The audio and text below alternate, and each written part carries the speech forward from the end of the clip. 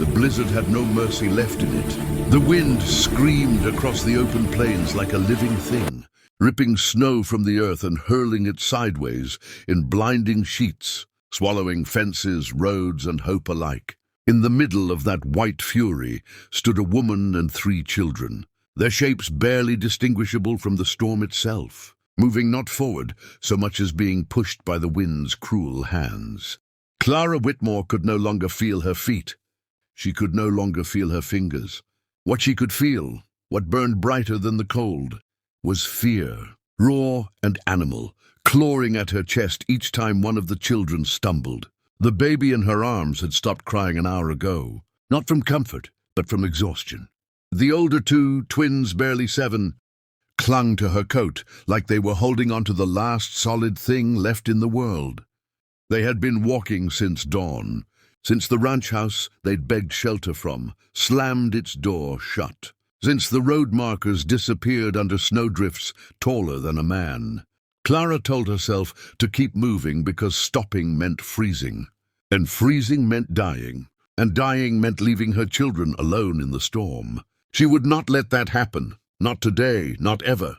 Miles away, Jonah Callahan drove his battered pickup slowly through the whiteout, one hand clenched tight around the steering wheel, the other hovering near the brake. He'd lived his whole life on these plains and respected storms the way one respects a loaded gun, by never underestimating them. He wasn't supposed to be out tonight. He'd told himself that. But when the weather radio crackled about stranded travelers and closed roads, something restless had stirred in his chest. Jonah had buried too many people who'd thought they could outrun winter. He drove with his jaw set, eyes scanning the endless blur, when a flicker of movement cut through the white, a shadow where no shadow should be. He slowed, heart pounding, then slammed the brakes as 4 figures emerged from the storm, like ghosts dragged back from the dead. A woman collapsed to her knees. 2 children screamed. A bundle slipped from her arms and would have hit the ground if Jonah hadn't jumped from the truck and caught it just in time. The baby was alive, barely. Jonah didn't think. He didn't ask questions. He just shouted over the wind, his voice rough and commanding. "All 4 of you get in, now."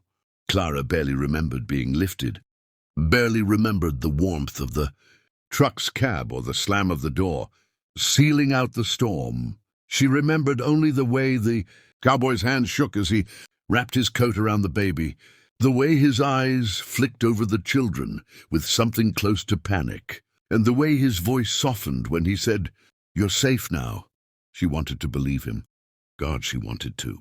But safety felt like a story told to other people with food in their cupboards and roofs that didn't leak, and husbands who didn't die, and farming accidents leaving debts instead of futures. As the truck rumbled forward into the storm, Clara stared at the cracked windshield and wondered if this was rescue or just a slower way to die.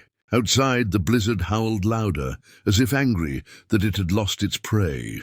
The heater in Jonah Callahan's truck groaned like an old man dragged from sleep, coughing out warmth in uneven bursts that fogged the cracked windshield and turned the cab into a fragile pocket of life against the roaring white outside. Jonah cranked it higher anyway, knowing full well it might die completely if pushed too hard. But the sight of the children's lips, blue, trembling, barely moving, left him no room for caution. He drove with his shoulders hunched forward, eyes narrowed into slits, as if sheer will might carve a path through the storm. The road was gone now, erased under layers of snow so deep the truck bucked and slid, tires fighting for traction like hooves on ice. Jonah muttered under his breath, not prayers exactly, more like promises made to the storm itself. Not these ones, not tonight. In the passenger seat, Clara struggled to stay, conscious, her body shaking so violently her teeth rattled. She tried to thank him, but the words tangled in her throat and came out as a broken whisper. Jonah shot her a glance, then shook his head. "Save it," he said gruffly. "Talk later. Breathe now." He reached over at a stop sign that no longer existed and shoved the heater vent toward the back, where the twins sat rigid, eyes glassy, their small hands locked together like they might drift apart if they let go. The baby whimpered weakly, a sound so thin it sliced straight through Jonah's chest. He'd heard that sound before, years ago. Another storm, another night, when the cold crept into places it didn't belong. The memory rose uninvited, the ranch house dark, the power out. The wind screaming like it was trying to tear the world open. His wife, Ellen, wrapped in blankets, sweat beading on her forehead despite the cold. The doctor had said help was on the way, but help had gotten stuck somewhere between good intentions and reality. Jonah clenched his jaw and forced the memory down as the truck fishtailed, correcting just in time to avoid a ditch he could barely see. He would not let the past take this turn again. He pulled off his gloves with his teeth and reached back blindly, pressing 2 fingers against the baby's tiny neck, counting the faint, fluttering pulse. "Still there. Weak, but there. Stay with me, little one," he murmured, voice rougher than the road beneath them. The twins watched him with a fear too old for their faces, and Clara followed every movement like he was the last solid thing left in her world. Minutes stretched into something shapeless. The storm showed no sign of breaking. Jonah knew the roads to town would be impassable now. Even if he reached them, the drifts would swallow the truck whole. His ranch was closer, but closer didn't mean safe. The old place sat alone on the edge of the plains, a wide-shouldered house that had seen better years and worse winters. It had power from a generator, a stocked pantry meant for cattle season, and walls thick enough to hold against most storms. But most storms weren't like this. Jonah wrestled with the wheel as the truck lurched again, snow piling up over the hood faster than he could plow through it. He made a decision then, sharp and final, the way men like him always did when there was no time for debate. Ranch first, town later. Survival now. He turned hard left, tires screaming in protest, and aimed the truck toward a line of half-buried fence posts that marked the turnoff. Only locals would know. The children cried out as the truck dipped and jolted, fear breaking through their numbness. But Jonah kept going, knuckles white, heart hammering like a warning bell. Clara felt the shift before she understood it, the sense that they were leaving whatever fragile chance they'd had behind and plunging into something unknown. Panic flared hot in her chest. Where are we going?" she managed, voice cracking like ice underfoot. Jonah didn't look at her this time. "Home," he said simply, as if the word still meant something solid. She wanted to ask whose home, wanted to ask if there would be food, heat, safety, but the way he said it stopped her. It wasn't confidence, it was resolve. The truck crawled the last stretch like a wounded animal, engine whining, until at last a dark shape loomed through the snow. A house, lights glowing dimly through frost-coated windows, standing stubborn and alone against the storm.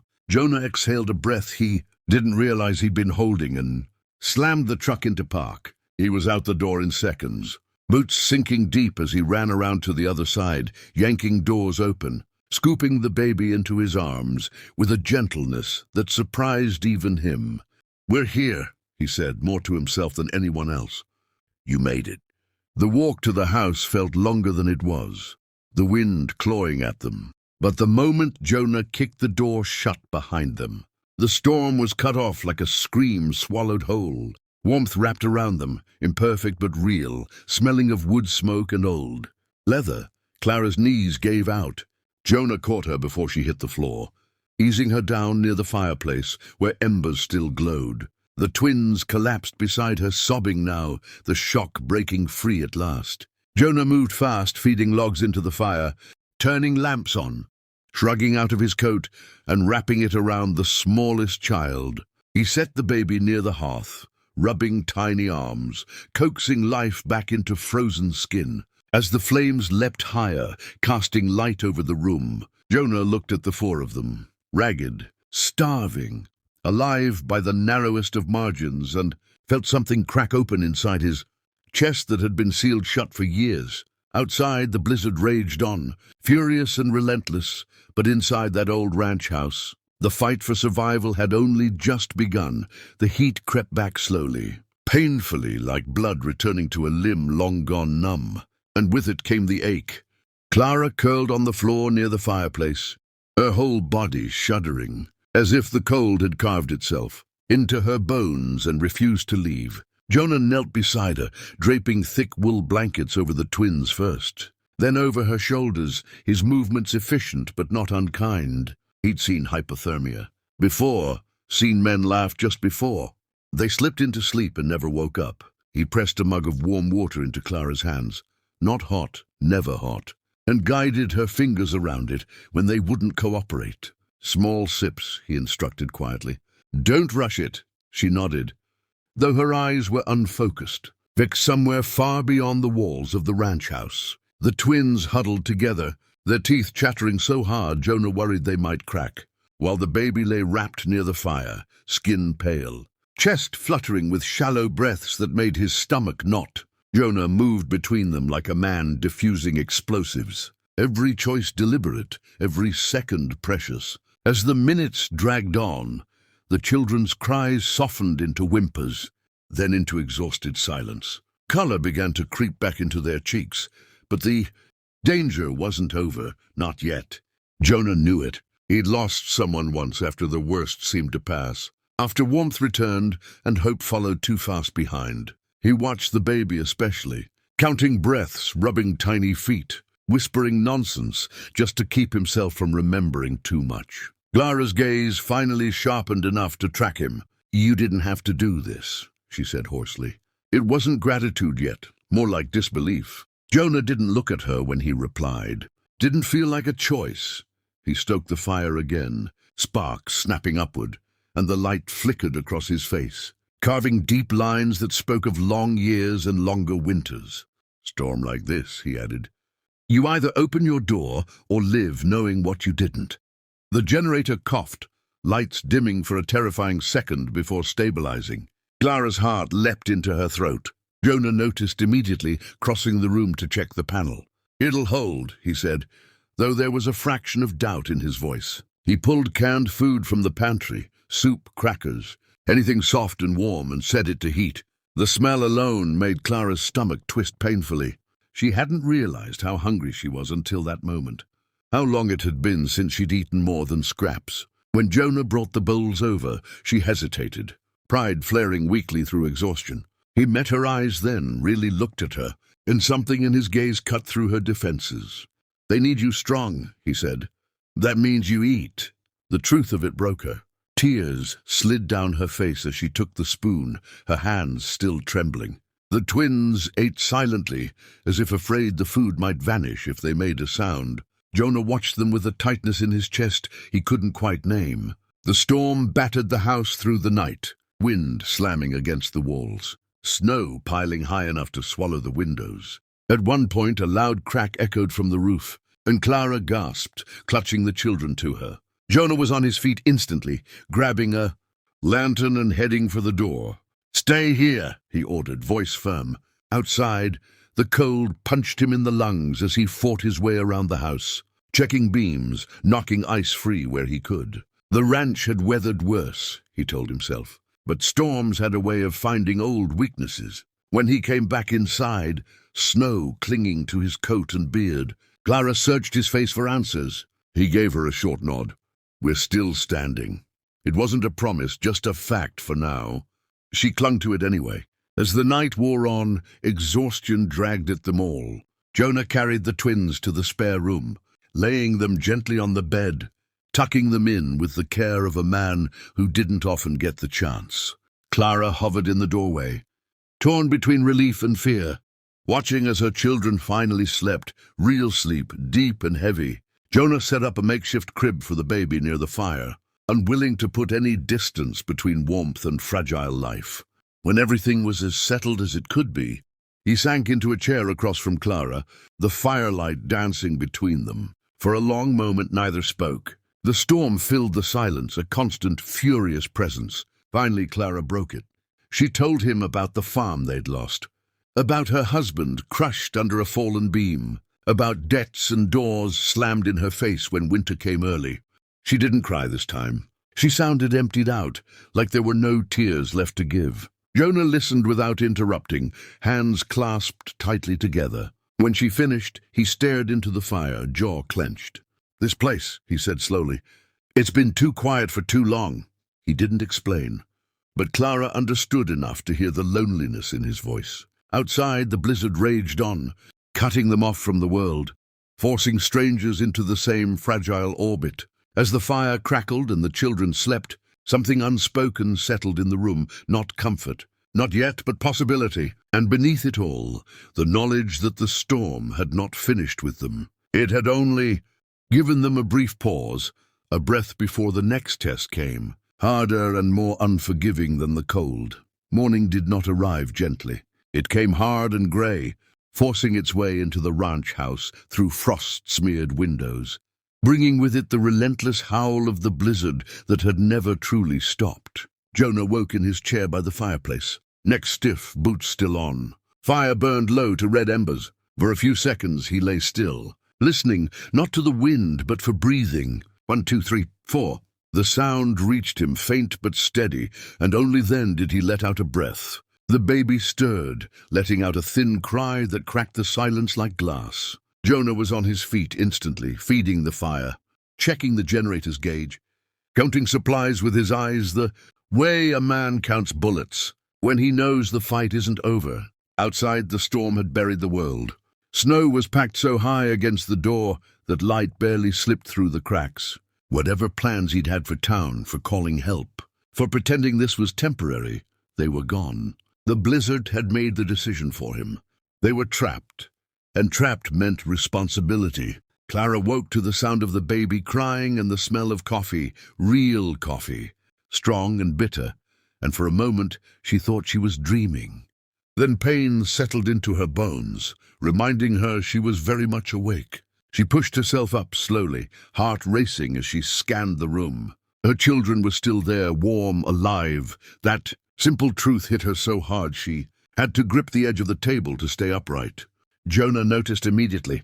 "Easy," he said, steady as stone. He handed her a mug, then crouched by the baby, checking color, warmth, breath. "Storm still bad," he added, "not cruel, not kind, just honest." "Could be days." The word echoed inside her head like a verdict. Days meant food. Days meant safety. Days meant trusting a man she'd met less than 12 hours ago with the lives of her children. Fear rose up sharp and fast, but she swallowed it down. Fear hadn't saved them last night. He had. The twins woke hungry and restless, asking questions Jonah didn't have answers for. When could they go outside? When would the snow stop? When could they go home? Clara flinched at the word home, but Jonah answered without hesitation. "Soon as the storm lets us," he said, meeting their eyes one by one. "Till then, you help me keep this place running." He put them to work immediately. Small tasks, important ones, stacking kindling, counting cans, holding the lantern while he checked the back rooms. It wasn't distraction. It was dignity. Clara watched it happen and felt something loosen in her chest, something she hadn't realized had been clenched for months. The children straightened under his attention, fear easing just enough to let curiosity back in. It had been a long time since anyone had spoken to them like they mattered. By midday, the wind worsened. The house shuddered under its force, timbers groaning like an old ship at sea. Jonah climbed onto the roof despite Clara's protest, rope tied tight around his waist, shovel biting into snow that wanted to pull him down with it. Each gust threatened to take him, and each time he dug in harder, muscles burning, teeth clenched against the cold. He could feel Ellen's memory hovering at the edge of his thoughts, how she'd begged him not to go out that night, how he'd gone anyway, how the storm had won. He shoved the memory aside and kept shoveling. When he finally came back inside, soaked and shaking, Clara wordlessly pressed a towel into his hands. Their fingers brushed. Both noticed. Neither spoke. That afternoon, the generator sputtered once, twice, then steadied, but not before panic ripped through the room. Jonah knelt by it, tools spread around him, hands moving fast, precise. "If this dies," he said quietly, "we lose lights first. Each second." Clara felt the walls close in around her. Darkness she could handle. Cold she couldn't, not again. She held the baby closer, whispering promises she didn't know how to keep. Jonah fixed the line, tightened the bolt, wiped grease on his jeans. "We're good," he said finally. But his eyes lingered on the fuel gauge longer than he liked. Days, he'd said. He wasn't sure he'd been honest enough. Night fell early, the storm blotting out what little light remained. They ate by lamplight, shadows dancing on the walls, the wind pounding like a fist demanding to be let in. The twins told Jonah about their old farm, about a dog they'd had to leave behind, about a scarecrow that scared birds but not hunger. Jonah listened, nodding, storing the stories away like something precious. When the baby finally slept, Clara sat across from him, exhaustion carving hollows into her face. "Why did you stop?" she asked suddenly. Jonah didn't pretend not to understand. He stared at the flame, jaw tight. "Because I didn't once," he said.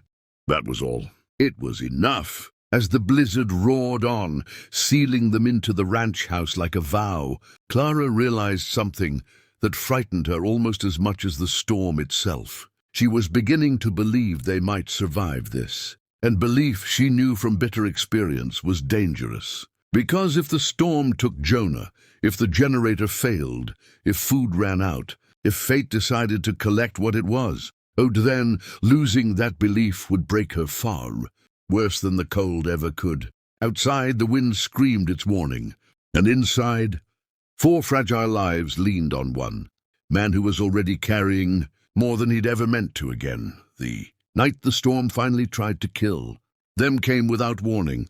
There was no gradual rise, no slow tightening of the wind, only a sudden, violent scream that tore across the plains and slammed into the ranch. House hard enough to knock a picture from the wall. Jonah was awake instantly, boots hitting the floor as the generator lights flickered, then dimmed. The baby's cry cut through the darkness, sharp and desperate, and Clara was on her feet before fear could freeze her in place. Snow blasted against the windows like thrown gravel, and somewhere, in the walls, something cracked. Jonah didn't swear. He didn't shout. He moved fast, focused, throwing more logs on the fire, grabbing lanterns, checking doors, hands steady even as his chest hammered. "Roof first," he muttered, more to himself than anyone. Then fuel. But before he could reach the back room, the baby's cry changed, thinner, weaker, and Clara felt her heart drop through the floor. The child was burning up, not with warmth but with fever, skin hot and dry, breath coming in shallow gasps that made every second feel stolen. Jonah knelt beside them, pressing his palm to the baby's chest, counting breaths, jaw clenched so tight his teeth ached. "Infection," he said quietly. Cold weakened her. Clara's world narrowed to that single word. Infection meant medicine. Medicine meant town. Town meant miles of white death. "She won't last," Clara whispered, tears finally breaking free. Jonah looked at the door, then back at the baby, and something in his face hardened into resolve so fierce it scared her. He stood, already pulling on his coat. "She will," he said. "I'll make sure of it." The wind nearly ripped the door from his hands when he opened it. Snow poured in, instantly stealing heat, stealing breath. Clara grabbed his arm, fingers digging in. "You'll die," she said, not a question, not a plea, just truth. Jonah met her gaze, eyes clear, unflinching. "If I stay," he said, "she will." He pressed his coat into her hands, then shrugged into an old oilskin that had seen more winters than either of them. He scribbled directions on a scrap of paper where the extra fuel was. How to feed the fire, what to do if the generator failed. "If I'm not back by morning," he added, voice rough, "keep heading east when the wind breaks." Don't stop, he didn't say goodbye. He just stepped into the storm and vanished. Hours passed like years. Clara sat by the fire, rocking the baby, counting breaths the way Jonah had, whispering prayers she hadn't spoken since her husband died. The twins huddled together, eyes fixed on the door, afraid to sleep in case they missed the moment it opened. The storm raged, then shifted, then raged again, as if arguing with itself. At one point, the generator died completely, plunging the house into darkness, broken only by firelight. Clara fed the flames with shaking hands, terror threatening to swallow her whole. She imagined Jonah buried somewhere out there, snow erasing his tracks, the plains claiming another life. She told herself she couldn't afford to think that way. The baby stirred, coughed weakly, and Clara felt hope slip like ice through her fingers. Just before dawn, when the sky lightened from black to a bruised grey. A sound cut through the wind, an engine. At first, Clara thought it was her mind breaking. Then the sound came again, closer this time, uneven but real. She stumbled to the door, heart slamming against her ribs, and threw it open. Jonah's truck lurched into view, battered, snow-caked, one headlight out but moving. Jonah himself tumbled from the cab moments later, face raw with cold, hands shaking violently as he clutched a small paper bag like it was made of gold. He barely made it inside before collapsing to his knees. "Medicine," he gasped, pushing it toward her. "Antibiotics," Doc said. "Start now." He laughed once, a broken sound, then slumped forward as exhaustion finally claimed him. They worked together in silence, Clara following Jonah's hoarse instructions, measuring drops with hands that barely functioned. The baby's breathing eased slowly, painfully slow, but it eased. Color returned by degrees. Jonah slept for hours near the fire, shivering even in his sleep, murmuring a name Clara didn't recognize. When he finally woke, the storm had broken. Not completely, but enough that light spilled through the windows. Enough that the world felt possible again. The baby slept peacefully, chest rising and falling in a steady rhythm that felt like a miracle. Jonah stared at her for a long time, then looked at Clara. "She's strong," he said softly. Clara shook her head, tears shining. "So are you." When the roads finally cleared days later, help came, but Clara didn't rush to leave. Standing in the doorway of the ranch house, snow melting into mud under the returning sun, she realized the storm had taken almost everything from her, except this chance. Jonah watched her from the porch, hands shoved into his pockets, not asking, not assuming. The plains stretched wide and unforgiving around them, but for the first time in a long while, they didn't look empty. They looked like a beginning,